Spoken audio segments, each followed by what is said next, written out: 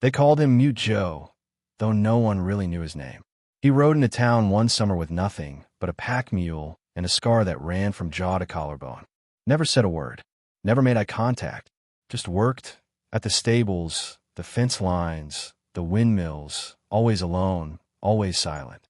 Folks tried to greet him. He nodded once, maybe twice, and moved on.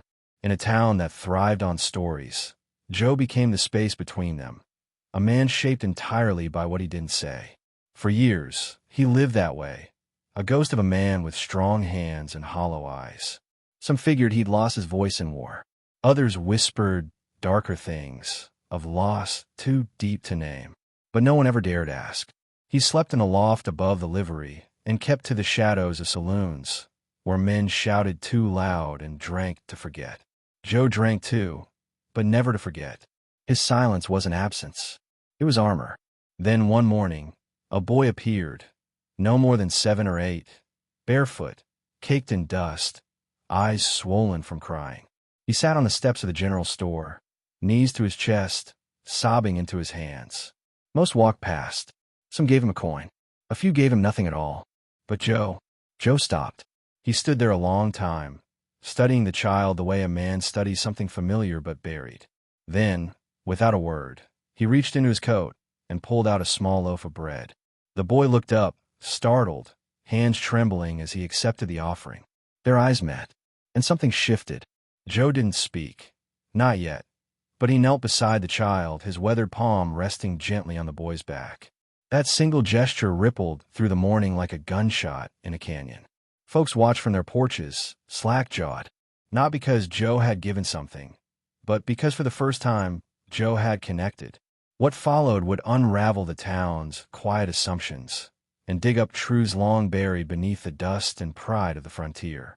Because when a man who has spent his life in silence breaks it, not with noise, but with kindness, it means the pain is ready to rise. And sometimes, all it takes is one broken boy and half a loaf of bread to remind a broken man how to live again. After that morning on the steps of the general store, something began to change, not just in Joe, but in the way people looked at him. The townsfolk, who once only glanced at him with curiosity or suspicion, now saw him differently. It wasn't pity or admiration, it was wonder. The kind that settles deep in your bones when you realize you've been wrong about someone. That single act, the giving of bread, had cracked open a silence that once felt impenetrable. The boy, whose name turned out to be Eli, didn't leave town that day. He followed Joe, not with words or demands, just with presence. Wherever Joe went, to the stables, to the well, to the old church pew where he sometimes sat with his head bowed, Eli was nearby, like a shadow that had finally found something solid to cling to. Joe didn't send him away. Maybe because he recognized that same hollow ache in the boy's eyes. Or maybe because he saw himself, not as he was now, but as he once had been. By the third day, Joe had made space in the livery loft for the boy. A blanket, a cup, a place near the window where the breeze came through. No one had heard Joe speak, but Eli swore he had whispered his name in the dark. Joseph. Just once. Just enough. And for the boy, that was more than enough. It wasn't about the sound. It was about being known. For Eli, who had lost everything, that small moment of connection was a lifeline. Rumors began to spread. Some said the boy was Joe's son. Others claimed he was a runaway. But no one knew for sure. The truth was simpler and deeper. Two lost souls had found each other, not through blood or duty, but through shared silence. A language more powerful than speech. And that silence began to heal them both in ways no one could see. At least, not at first. Joe started to change. Subtly. He stood straighter. He began making eye contact. He even tipped his hat to Mrs. Wallace when she passed him near the well, something he'd never done before. It was as if something had been unburied, like a seed dormant too long in dry soil, now finally touched by rain. And that seed, once dead, had begun to stir. The townsfolk watched closely, but no one dared interfere. They knew better than to speak over a man, just starting to find his voice. Eli became a part of Joe's routine, not by instruction, but by instinct. Every morning, the boy would rise with the roosters, pull on his boots, and follow Joe out to the corral. They mucked stalls together, brushed horses, and mended the broken fence posts that lined the far side of the pasture. Joe still didn't speak much, but Eli never minded. The silence between them was never empty. It was full of something real. It was trust. It was safety. It was belonging. One afternoon, as they worked side by side, a sudden clap of thunder rolled over the hills. Eli froze, his hands trembled, and his face turned pale. Joe noticed. He watched as the boy crouched low, covering his ears, eyes wide with terror. Something in that sound had cracked open a memory too painful for the boy to carry alone. And Joe didn't ask questions. He simply stepped beside him, knelt down, and placed a hand on his shoulder. No words, just presence, just understanding. That moment awakened something in Joe he hadn't felt in years. Purpose. Not the kind that comes from duty, but the kind that arises when you see yourself in someone else's pain. Joe had known loss. The kind that steals not just your voice, but your reason for waking. Now, in Eli, he saw the same shadow. And somehow, by comforting the boy, he was also comforting the younger version of himself, the one he had buried beneath years of silence and grit. As the storm passed, so did Eli's fear. He stood up, wiped his face, and took Joe's hand without a word. From the window of the mercantile, the townsfolk saw it. Two figures, one small and one weathered, standing against the sky, tethered not by blood, but by a bond deeper than explanation. They didn't need to understand it. They only needed to witness it. And what they saw was something rare in the West, a man learning how to begin again. In the following days, Joe began to speak, not often and not loudly, but intentionally. A thank you here, a good morning there. His voice, rough as gravel, startled those who heard it. Some cried, others smiled and tipped their hats back. And in every word, no matter how brief, there was weight. There was truth. Because when a man like Joe chooses to speak, you don't just listen, you remember. Joe's voice was never smooth. It broke when it tried to carry weight, cracked when it reached too far. But no one laughed. In fact, each time he spoke, the town seemed to grow quieter, as if even the wind paused to hear him. The saloon, once filled with the bark of drunken cowboys, now hushed when Joe entered. Not out of fear, but respect. It wasn't the volume of his words that made people stop. It was their rarity, their honesty, like finding clean water after a long drought. Eli started attending school, though he still returned to the stables by noon. The teacher, Miss Clara Jennings, said he rarely spoke in class, but that his eyes lit up every time someone read aloud. One day, she asked him to write about his hero. Eli wrote a single sentence. He gave me bread and waited beside me. That paper, later folded and worn with time, found its way into Joe's hands. He stared at it for a long while, then tucked it into the lining of his coat, close to his heart. One evening, as the sun dipped behind the hills and the cattle bellowed in the distance, Joe took Eli out to the far end of the property, a place no one else ever visited. There, beneath a crooked cedar tree, stood two small wooden crosses, weathered by time, names long faded. Joe knelt, removed his hat, and for the first time in front of anyone, he wept, not from pain, but from release. And in that sacred moment, the truth spilled like river water through cracked earth. He had once had a family, a wife, a daughter, lost in a fire he couldn't stop. Eli didn't speak. He simply sat beside him, back against the trunk of the cedar, hands folded in his lap. Joe didn't need comfort. He needed witness. And the boy, the orphan who had once cried alone on a set of wooden steps, had become that witness. Through stillness, through presence, through quiet understanding that some hearts are not rebuilt by fixing, but by being held steady while they tremble. From that night forward, the town changed again.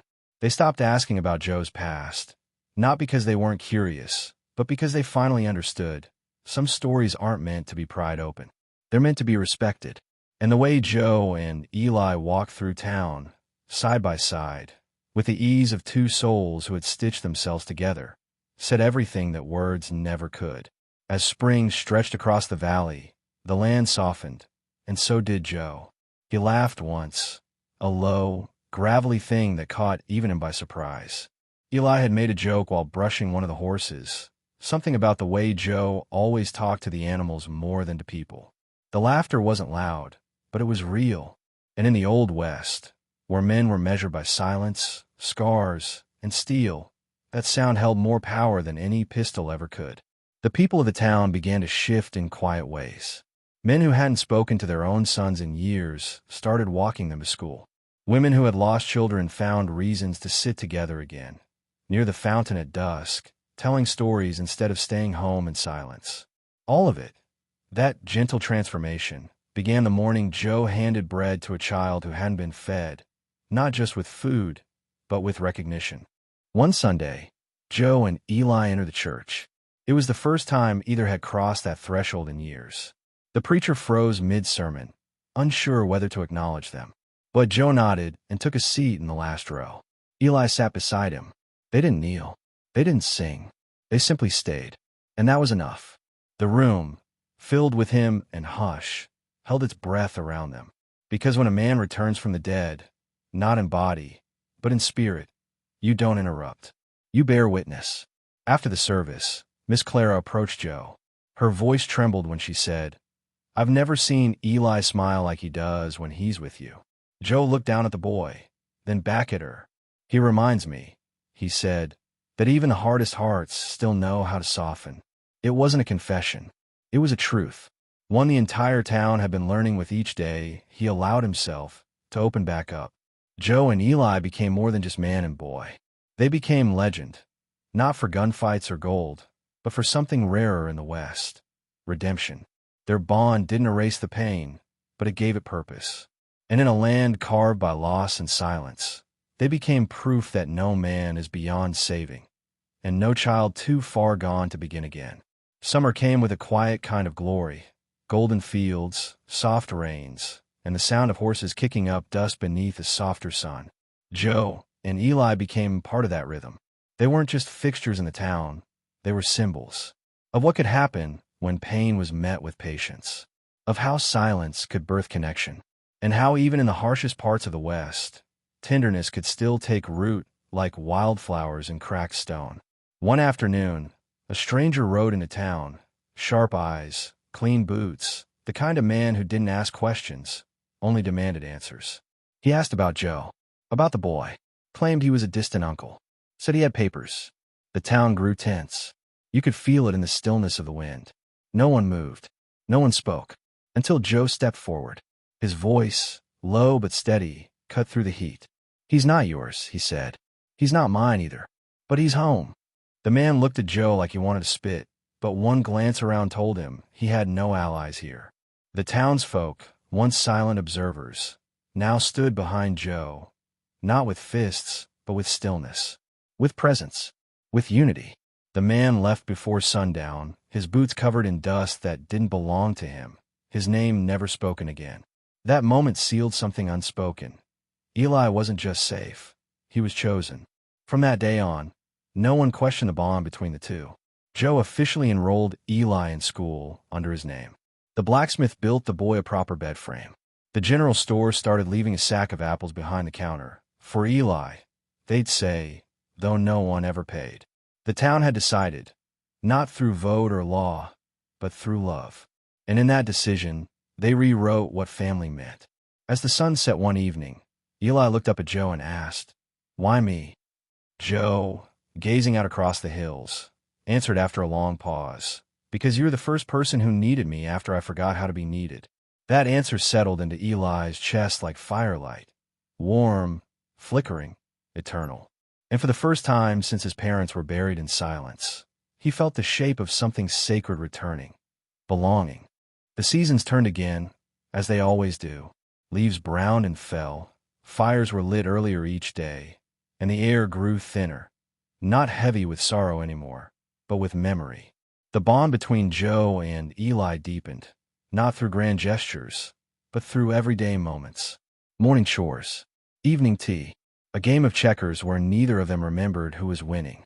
The boy didn't call him Pa, Joe didn't ask him to. They didn't need titles. They had truth. On Eli's 12th birthday, the town gathered without fanfare. No invitations, no banners, just people who knew. Miss Clara brought pie. The preacher carved a small wooden cross.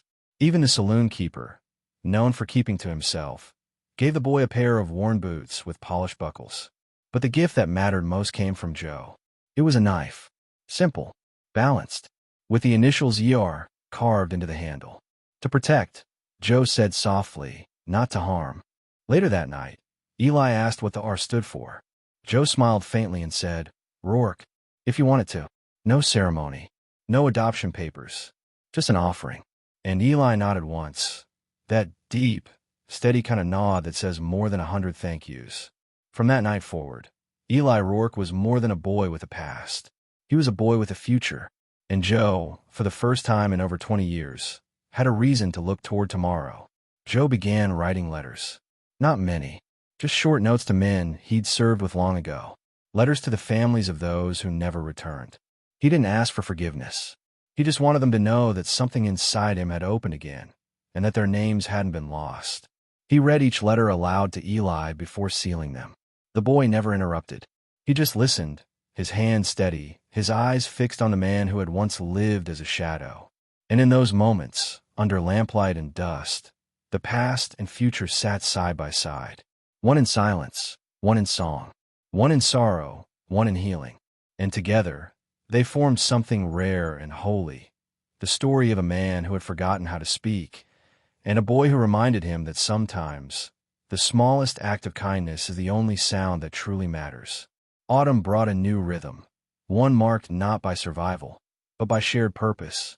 Joe and Eli had found a way of moving through the world together, their routines layered with trust and quiet affection.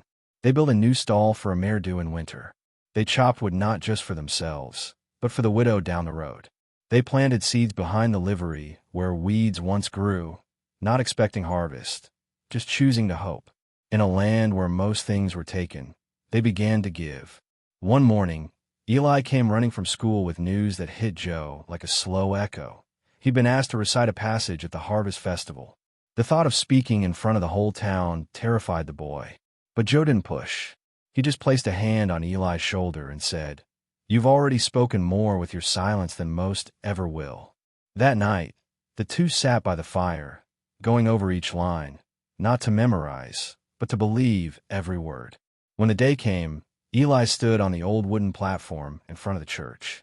His voice trembled at first, then steadied, rising above the wind like a soft prayer. He spoke of gratitude, of finding shelter when the world gave none, of what it meant to be seen. Joe stood at the edge of the crowd, arms crossed, jaw clenched to hide the tremor in his lip. He didn't clap when Eli finished. He just nodded, the way men do when their hearts are too full to speak. Later that evening, as lanterns flickered through the town and music drifted from the saloon, Eli sat beside Joe on the porch. Did I do all right? He asked. Joe looked out at the stars before answering. You did more than all right. You told the truth. That's all any of us can do. And in that quiet stretch of time between question and reply, something unspoken passed between them. The acknowledgement that Eli was no longer just a boy taken in. He was part of something now. A life. A legacy. As the fire inside the home died down, Eli curled up in his bed, the harvest speech folded beside his pillow. Joe sat a while longer in the doorway, listening to the wind, staring into the dark. And just before he turned in, he whispered to no one in particular, Thank you. Maybe to the stars. Maybe to the ghosts of those he'd lost. Or maybe to a boy who had once cried on a set of steps and changed everything. The first snow came early that year, brushing the rooftops with white and blanketing the valley in a hush that made even the horses move slower. Joe and Eli kept close to the barn, tending fires and mending what the cold tried to take. Life was quieter now, but not empty, full of warmth, full of being.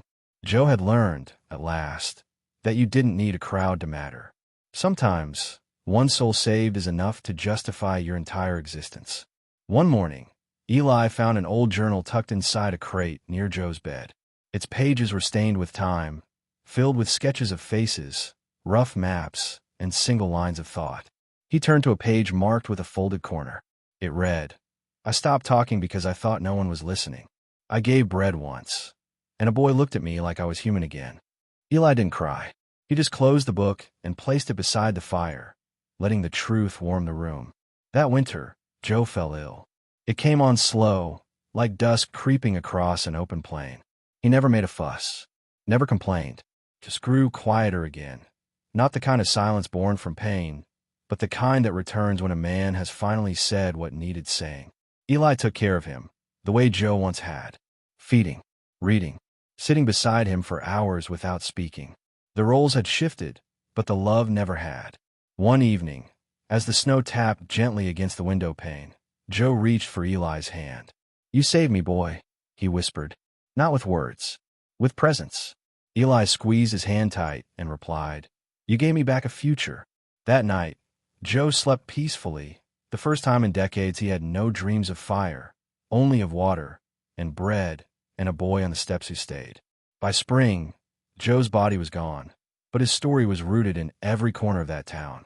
In the saddle he made for Eli, in the stable that now bore both their names, in the bench near the church where strangers sometimes sat and stared into the wind, hoping to feel what they had once shared, a kindness so unexpected it awakened the human heart.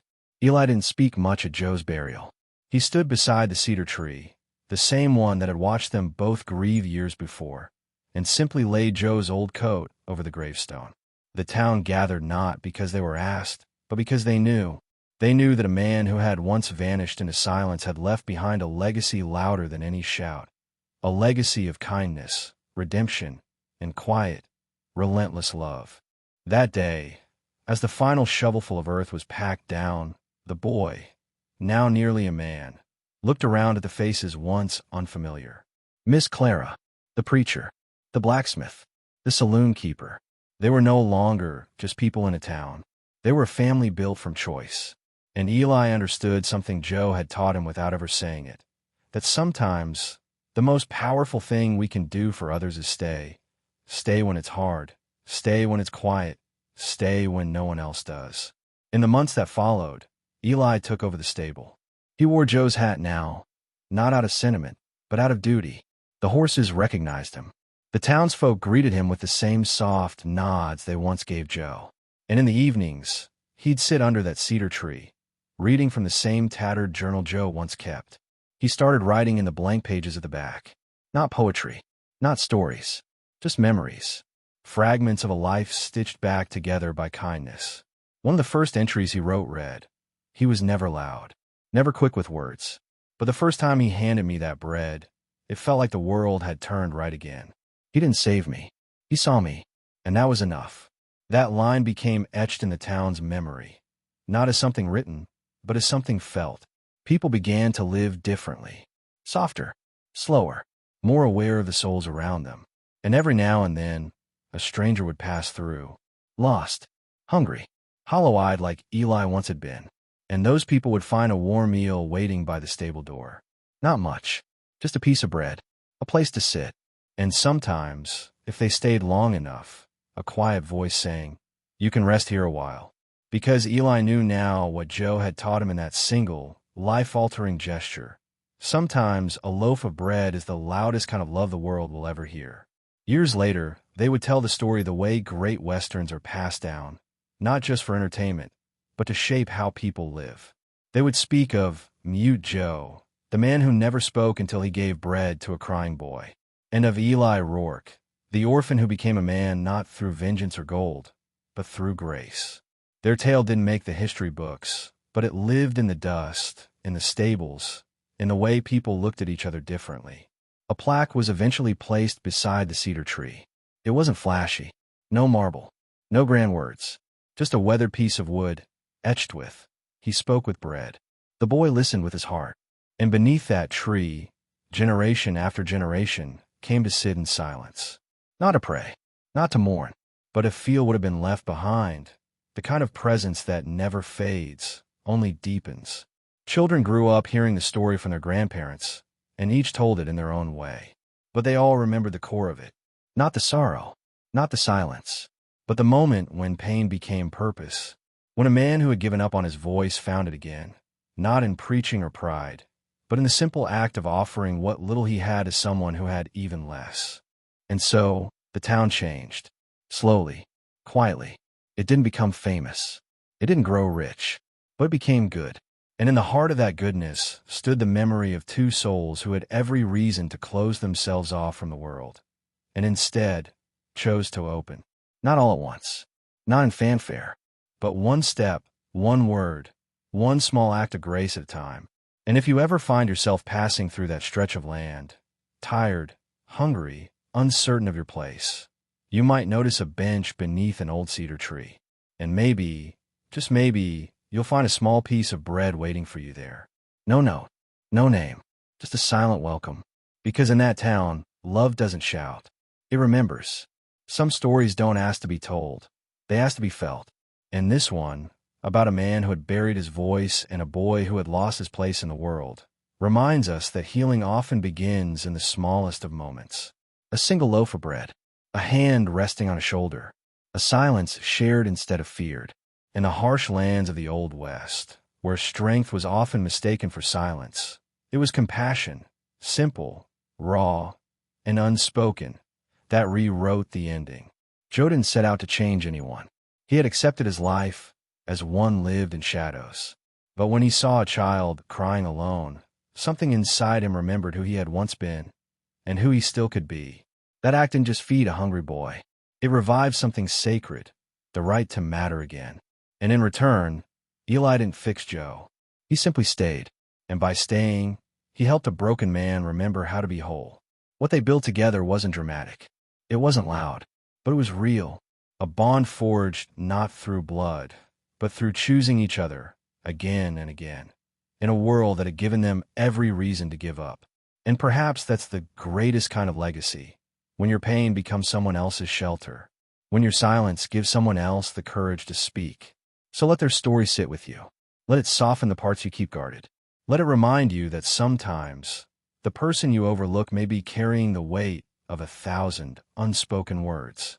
And maybe, just maybe, all it takes to unlock something beautiful is a small act of kindness, offered with no agenda, but presence.